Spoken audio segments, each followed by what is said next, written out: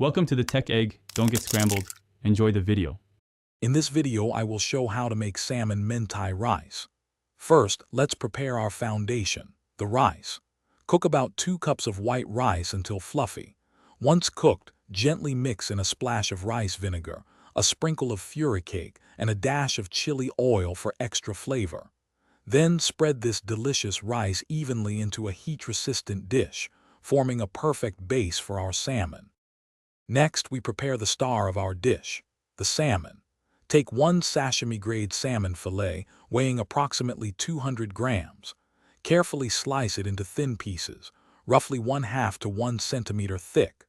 Place these beautiful slices into a bowl and marinate them with 2 tablespoons of soy sauce and 1/2 tablespoon of mirin. Let it sit for about 5 minutes to absorb those wonderful flavors. Now for the irresistible mentai sauce.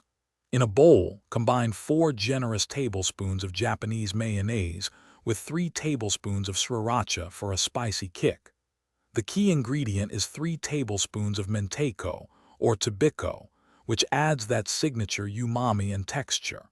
Finish it off with 1/2 tablespoon of sesame oil for a rich, aromatic depth. Mix everything until it's perfectly smooth and creamy. Finally, it's time to assemble and finish our salmon mentai rice. Carefully arrange the marinated salmon slices over your seasoned rice base. Then, generously spread the creamy mentai sauce over the salmon, ensuring every piece is covered. Now, for the magic. Use a blowtorch to sear the sauce until it's beautifully caramelized and bubbling.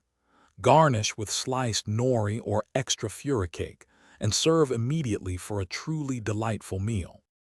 Thanks for watching. Consider subscribing if I helped unscramble your problems.